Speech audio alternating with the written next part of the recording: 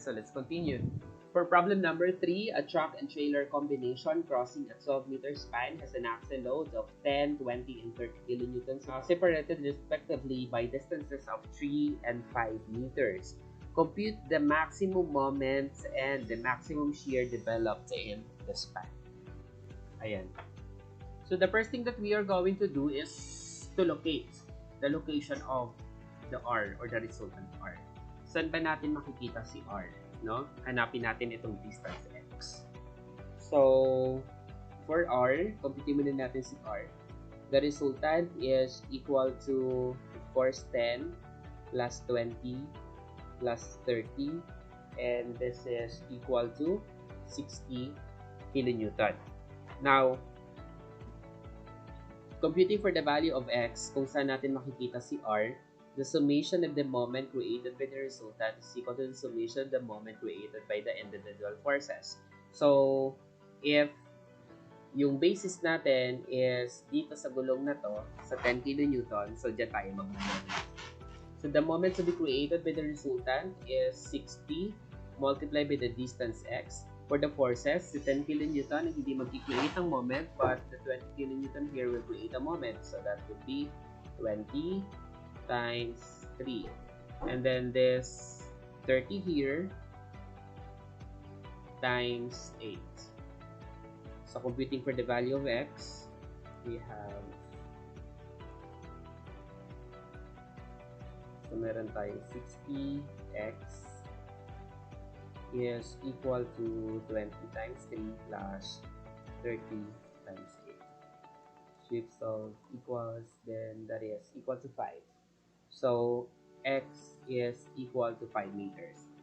So, if we are going to compute for the moment under the 10 kilonewton load, so we have here moment, this is maximum moment under the 10 kilonewton reload. Ayan. So, lalagay muna natin. Ang gagawin natin ay ito-drawing muna natin, of course, yung figure natin bago tayo mag-solve. So, 10 meters yung span. Sinasabi dito sa 12. Sabi sa problem, we have 12 meters span. So, ibig sabihin, dito ay makikita natin yung center line wherein 6 meters sa kabila and 6 meters sa kabila. And then, since ang i-consider natin dito ay si 10 kilonewton pagkatapos si R, so the distance here X is 5. Meaning, you have 2.5 sa kaliwa, 2.5 sa kanan. So, doon natin makikita si 10 kilonewton. And then, kung titingnan natin dito, at a distance of 3, nandoon si 20. Since ito ay 2.5, sa 2.5 yan, at a distance of 0.5, doon naman natin makikita si, wait, ayusin ko lang yung figure ko para hindi yun magulo. Ilipat natin itong 2.5. So, at a distance of 0.5, nandito ngayon si 20 kilonewton. So, since ito ay 2.5, papuntang resultant, ayan, nandito si resultant R, which is 60 kilonewton. Ibig sabihin dito, meron pang 2 meters dyan. Kasi the total here is 2.5. So, the distance between the 10 and the 20 is 3. So, that's 2.5 plus 0.5. Ganun siya pag nag-locate kung saan siya magpupol. Tapos, ang gagawin natin, kukulayan natin yung load kung saan yun yung ini-investigate natin para hindi tayo malito. And then, since 5 meters from here, yung X natin is 5. If this is 3, so meaning may 2 meters dito. Kasi that's the total of 5. Since the distance from here sa 20 papuntang 30 is 5, meaning meron tayong ditong 3 meters. So, from the resultant, meron tayong 3 meters. Doon natin makikita yung 30 kilonewton na wheel load. Ngayon, titingnan natin kung lahat ba ng wheel na to ay nakasakay pa rin sa span. So, tingnan natin. So, 6 ito. Since this is 2.5 plus 3, that's 5.5. So, meaning meron pa ditong 0.5. So, ibig sabihin si 30, nasa loob pa siya ng span. Dito sa kabila, so you have here 6 minus 2.5, meaning meron pa tayo ditong 3.5 sa kabila. Ayan. And ilalagay na natin dito si R1 at dito natin ilalagay si R2. Ayan. Ngayon, ano ba yung goal natin? Yung goal natin is para ma-solve yung moment natin created by 10 kilonewton wheel load. Now, kung titingnan natin, if we are going to consider the right side, ang i-consider natin si 20 kilonewton, yung moment nun, yung moment ni 30, at yung moment ni R2. Pero, kapag to the left yung pipiliin natin, it is just R1 times 3.5, which is mas madali, no? So, in this case, mas madaling mag-compute ng moment to the left of 10 kilonewton instead of to the right. So, since our goal is to compute for the value of R1, then mag-move moment tayo dito kay R2 para ma-compute natin si R1, no? So, summation of moment at R2 is equal to 0, taking the clockwise direction as positive. Since we are computing for the reaction, ang gagamitin natin dito is the resultant. So we have here R1 times the distance papuntang R2, since the total length ng span, which is 12 meters.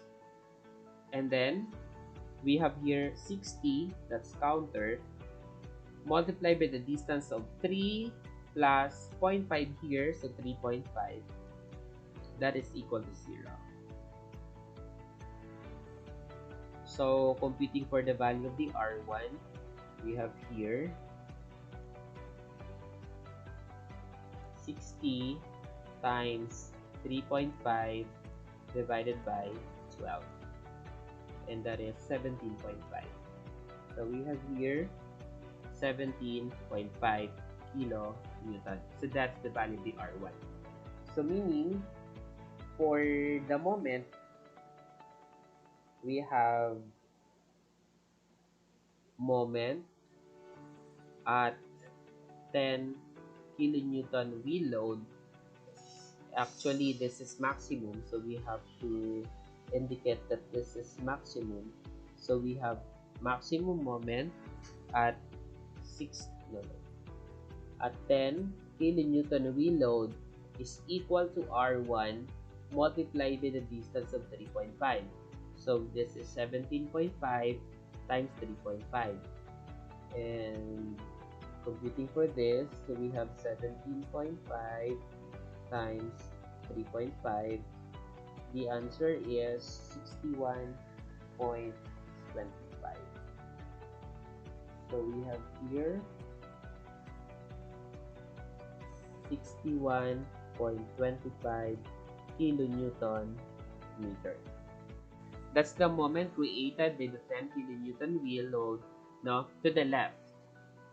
So if you are going to compute the moment to the right of 10 kilonewton, ito yung scenario.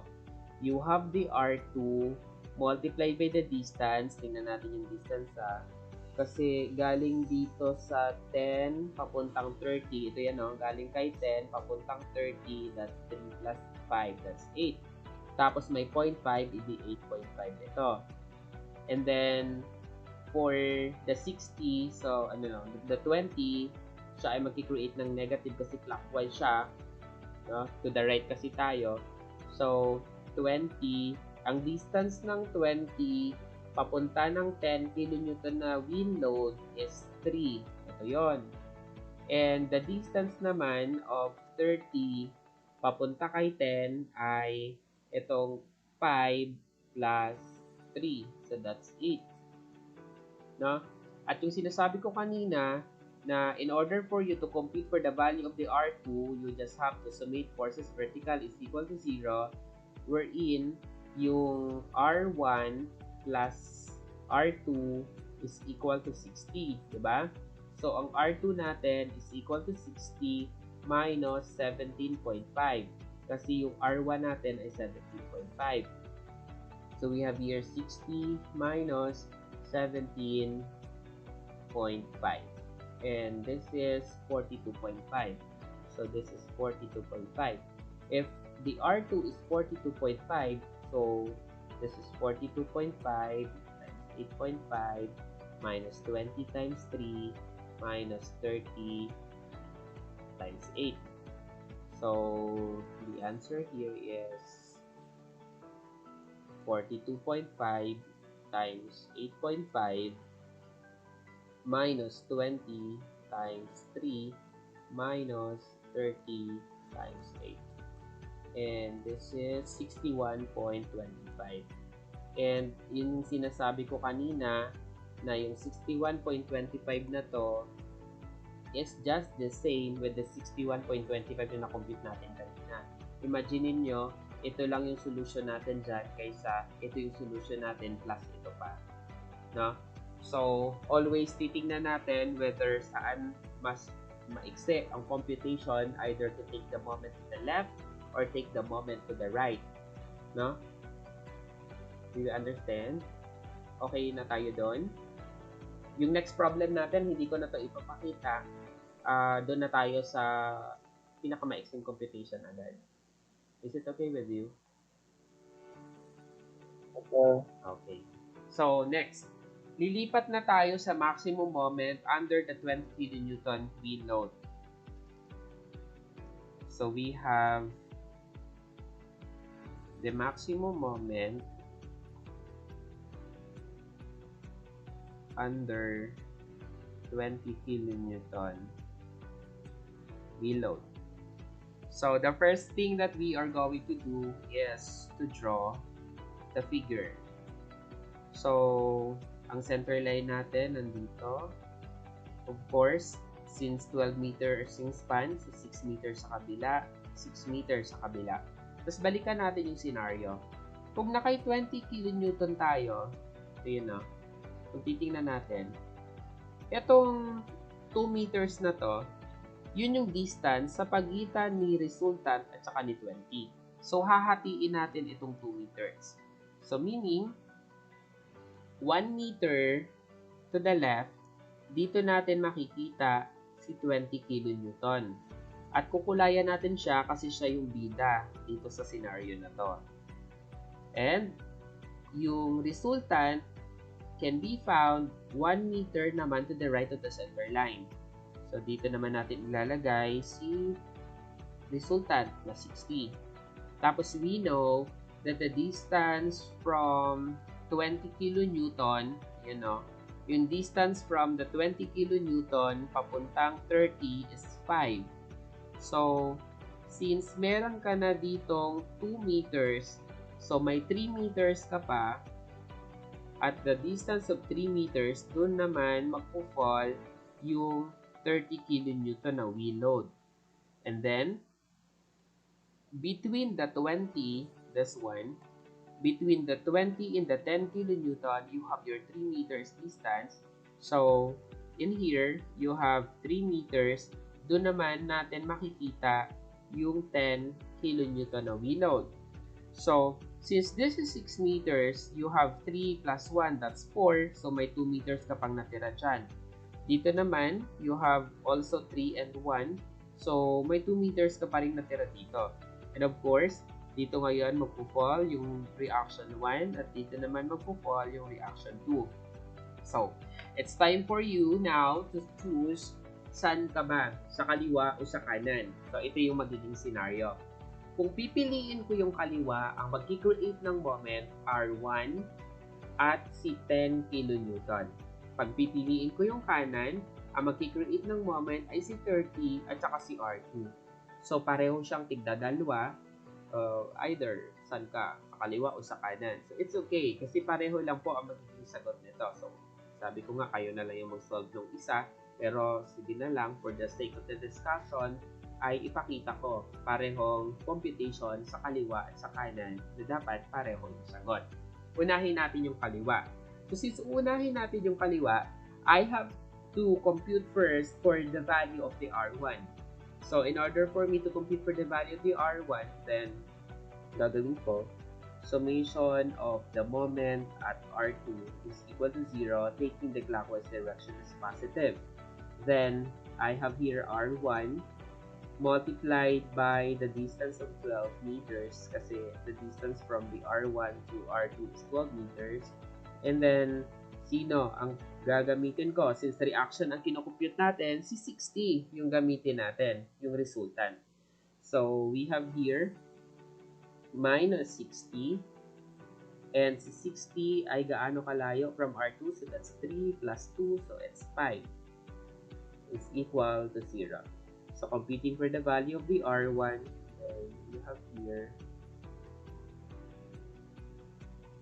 60 times 5 divided by 12. So, that's 25. So, ang R1 is 25 kilo Newton. So, since may value tayo ng R1, then we can now compute for the maximum moment to the left. So, we have here the maximum moment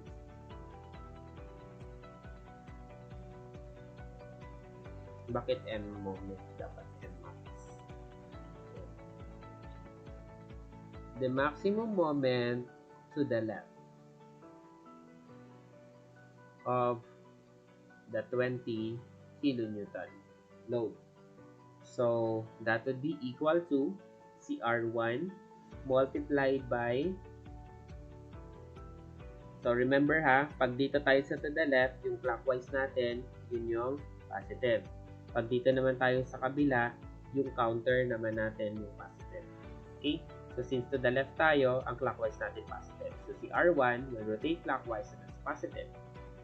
And the total distance here is ilan? Nagmo-moment tayo dito kay 20, so that's 3 plus 2. So 5. And si 10, mag-create ng counterclockwise rotation, and the distance of 10 kN to 20 is 3 meters. So, dalawa lang naman sila. That is equal to, ang R1 natin, na-compute na natin, so 25 times 5 minus 10 times 3. Okay. So, we have here 25 times 5 minus 30. And that is equal to 95. So, this is 95 kilonewton meter. So, this is the value of the maximum moment to the left of 20 kilonewton load. What if we are going to compute the maximum moment to the right? So, dapat 95 din yung mapalabas natin dito. So, summation of the forces vertical is equal to 0, taking the upward direction as positive. We have R1 positive minus 60 plus R2 is equal to 0. And since we already computed for the value of the R1, which is equal to 25, so this is R2 is equal to 0. So, yung R2 natin is 60 minus 25. And that's 35. So, this is 35 kilonewton. Okay. So, kung to the right naman tayo, ito naman yung computation natin dito. So, the maximum moment to the right. To the right of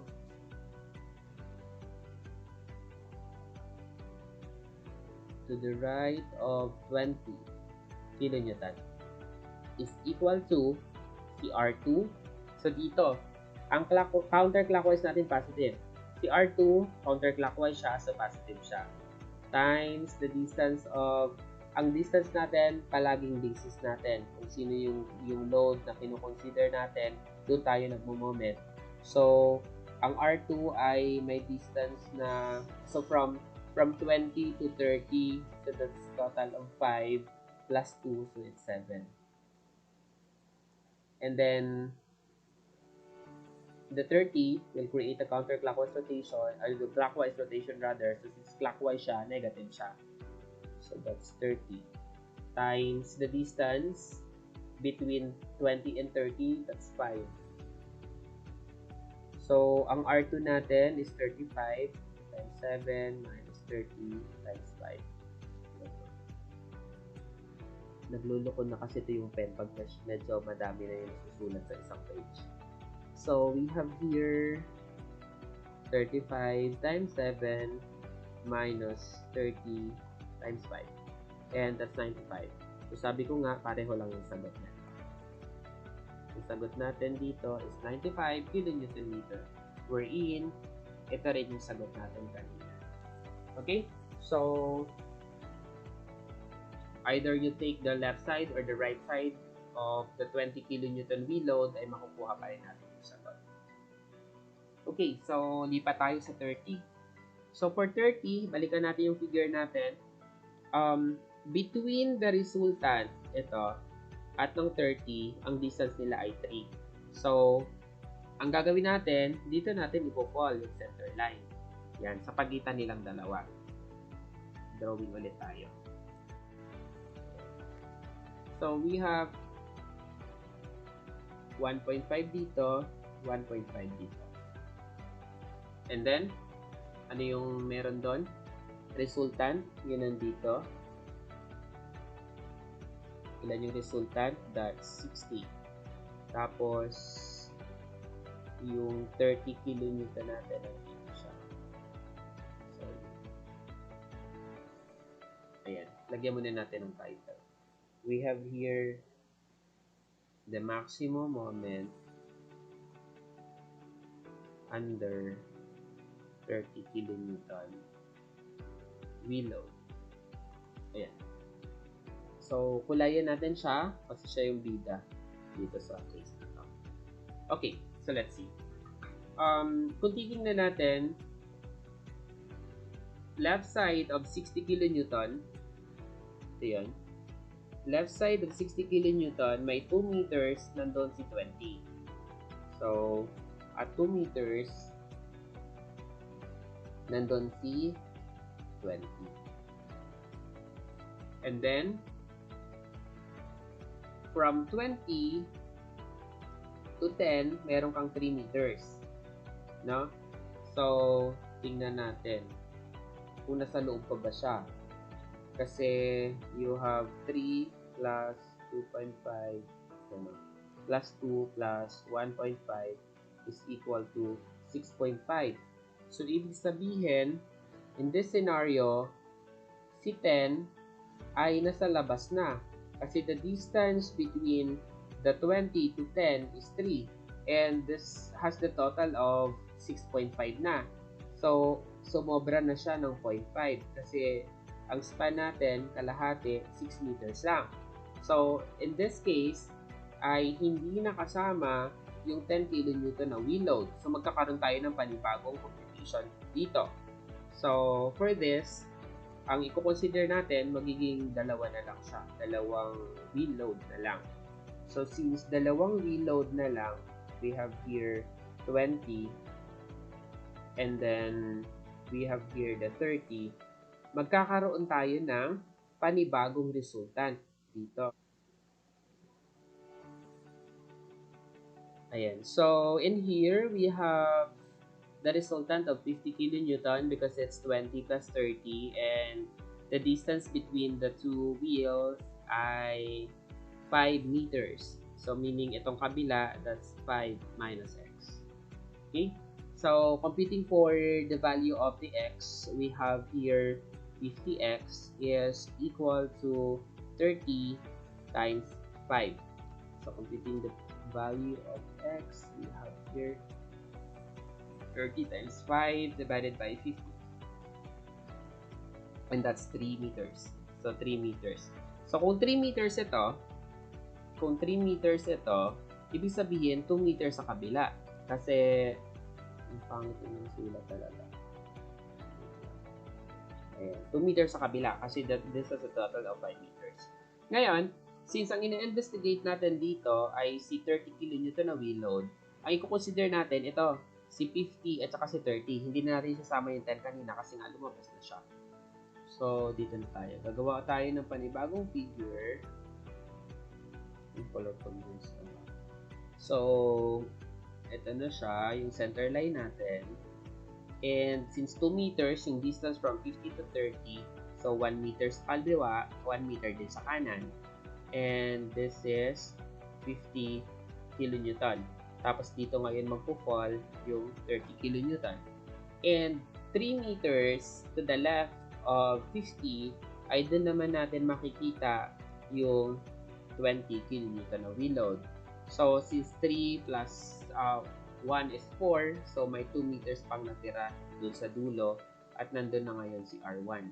Since 6 meters, ito ang kalahati.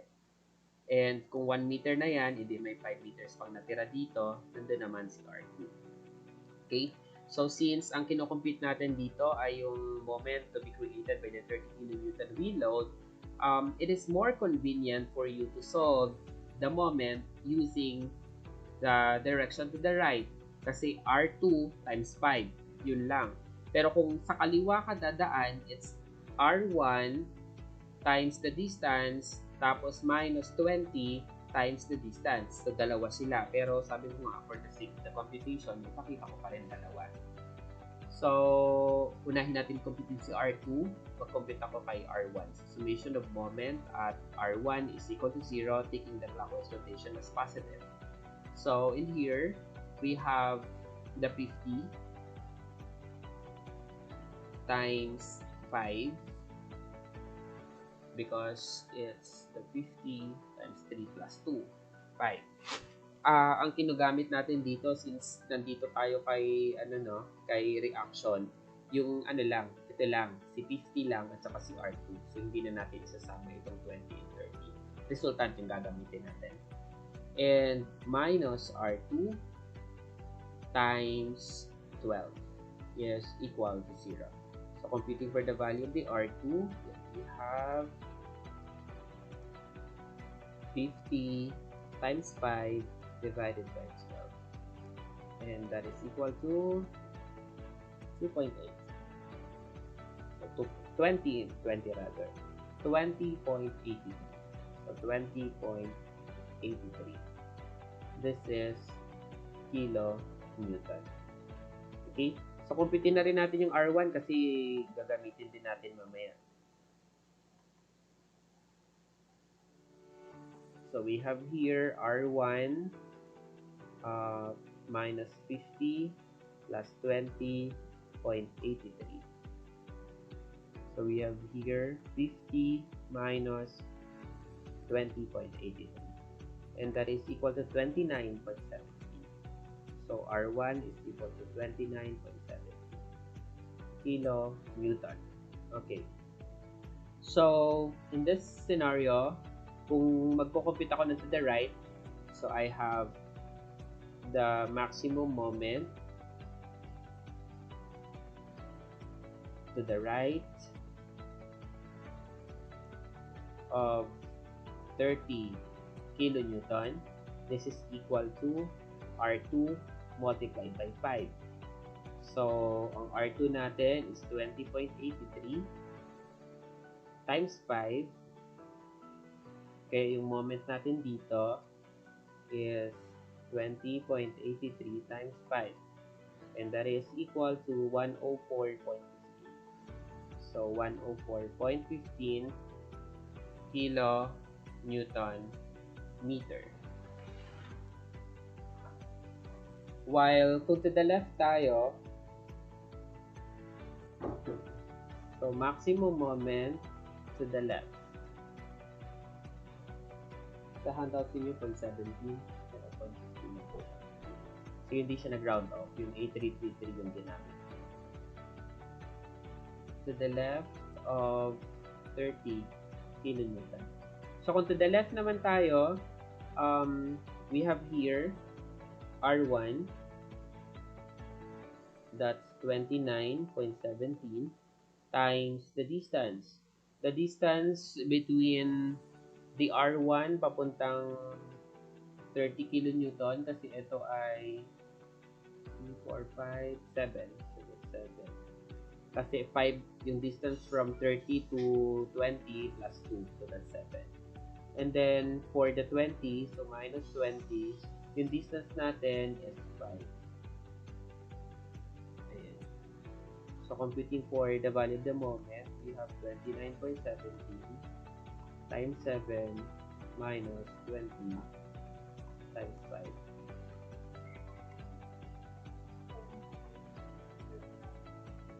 So, we have 104.90 kilonewton meter. This is kilo. No? So, you can see the discrepancy, no? As you can see, dahil ito sa pag-round off natin dito, saka dyan. Pero kung yung ginamit natin is the fraction, sakto to. Kasi dito lumabas 104.15, dito 104.90. Hindi naman siya malayo. So, okay lang. Okay, so what if gamitan natin siya ng formula natin kanina? No? Kasi dalawang moving load lang yung considered dito eh. Diba? Ano nga yung formula kanina? That's PL minus PS times B square over 4 PL. No, I don't know kung tama yung pagka-recall ko ng formula, pero parang siya. Tingnan natin. So, we have our P, yung P total, that's 50, times the L, 12, minus yung smaller is 20, times the distance between the two wheels ay 5, square, over 4, times P is 50, times L is 12. And the answer is 104.70, no? Nasa pagitan nitong dalawang to, no? So, yun yung 104.17. Yun yung nasa handouts ninyo, no? Actually, lalabas na yung sagot na to kapag ito yung 0.333 ay hinabaan mo dito. So, ibig sabihin itong 0.17 na to ay hahaba din yung decimal yun. Then, makukuha natin yung talagang saktong sagot na 104.7. Okay? So, we are done with our maximum moments. And kung titingnan natin, for the 30 kilonewton, may 104.17 tayo. Para dito kay 20, 95 lang siya dyan. Para dito kay 10 ay 61 lang siya. So, the maximum moment occurs at the 30 kilonewton load. So, meaning, the maximum moment final answer is 104.17 kilonewton meter. Now, this is based on the formula, no? And sabi ko nga, itong 104.15 na to at yung 104.19 na to ay pupunta rin yan sa 104.17 pag hinabaan natin yung decimal ng mga to. Okay? So, we already computed for the maximum moment. Maximum shear naman tayo. So, in order for us to create the maximum shear, what we are going to do is to place our biggest load over the support, no? So, since ang biggest load natin na 30 kilonewton ay nasa dulo, sa right side, so dito natin siya ipatong. Ayan. So, nandito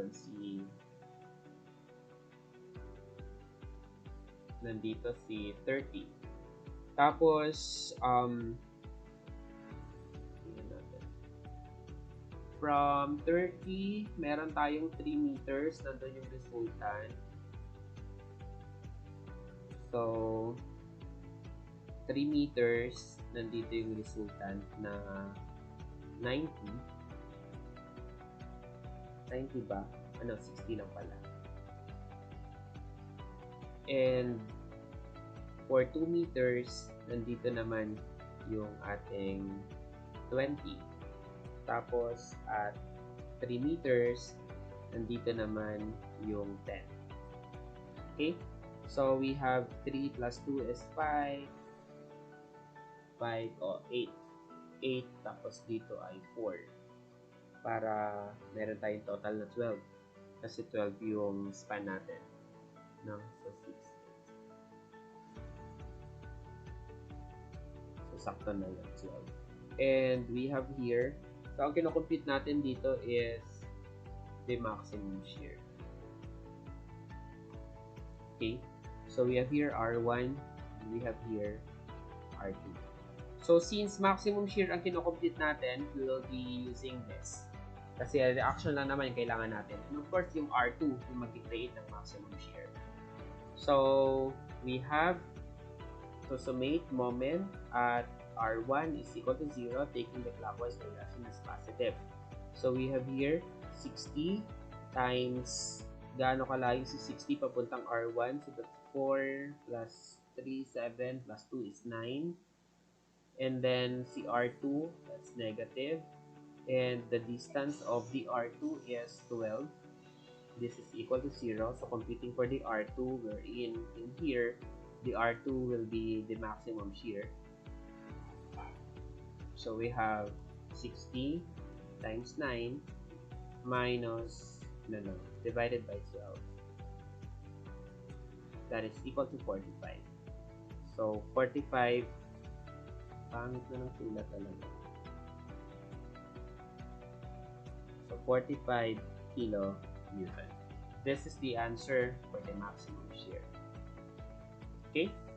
So for the maximum moment, the answer is 1/4/17, and the answer for the Bmax is the 45 kilonewton. Any questions regarding this problem? Yes po, paki-unmute lang yung may questions para ma-address agad natin bago tayo mag-end today. Sir, ito na po ako. Apo.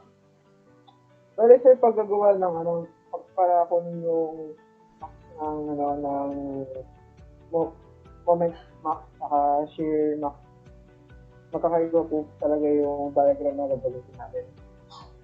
Bawat Bago ka mag-compute, bawat gulong. Bago ka mag-compute, kailangan tama yung figure. Kasi kailangan ma-establish mo muna yung figure bago mo siya kukomputin. Ako, sir. Oo, kasi magkakaiba talaga yung diagram. Let's say, sa 10 kilonewton kanina, balikan natin ha. Para makapag-create ng maximum moment sa 10 kilonewton, ito yung diagram natin. Para makapag-create naman ng maximum moment sa 20, ito yung diagram natin. For the 30, ito naman yung diagram natin, which turn out na tumansik pala yung 10, so nagkaroon tayo ng bagong diagram. And for the maximum shear, yung biggest load dapat ay ilalagay natin over the support, provided that the other loads are still on the span, para makapag-create siya ng maximum shear. Nasagot ko ba yung tanong? Apo, sir. Thank you po, sir. Okay, any other questions po? Sir, clarify ko lang po kung tama yung pagkakaintindi ko po. Mm-hmm. Yung sa po yung kung saan po yung pinakamalaking reaction, sir, doon itatapat po yung moving load na resultant statistic po. Tama po. Ano yun? Yung resultant, sir, doon itatapat po sa may reaction na may pinakamalaking reaction po ng span. Tama. Ito kasi yun. Kumbaga, hindi siya generic na talagang yung 60, paki-unmute mo na, be. Paki-mute mo na para hindi na-mute. Hindi siya generic na yung 60 ay nandun siya malapit sa 30. Kumbaga, nagkakaroon lang tayo ng intuition na yung 60 ay malapit kay 30. Kasi pwede mo namang sabihin na, let's say, ito yung 10, ito yung 20, tapos nandito si 30. Yan. Tapos, sasabihin mo, nandito siguro yung resultant. Hindi ko alam kung nandyan siya. Kasi ito ay 3 meters. Tapos ito ay 5 meters. Yan. Ngayon, ang gagawin mo dito, since the resultant is equal to 60, makakompute mo naman siya actually. Kasi sabi, the 60 times x is equal to 20 times 3 plus 30 times 8. So, lalabas dito na yung x natin is equal to 20 times 3 plus 30 times 8 divided by 60. So, lalabas dyan, the x is equal to 5. So, asan yung 5? galing ka dito sa 10 kilonewton, papunta dyan, 3 lang yan. So, ang 5 nandito siya. Andun yung 5. So, mali yung drawing mo. Hindi siya nandyan, nandito siya. So, walang problema kung i-assume mo siya kahit saan, total x naman to. Pag sinabing x, that would be any value. Pero pagdating dito, makikita mo naman yung true value niya, kaya mag-drawing mo naman siya ng tama. Okay, thank you, sir. Okay.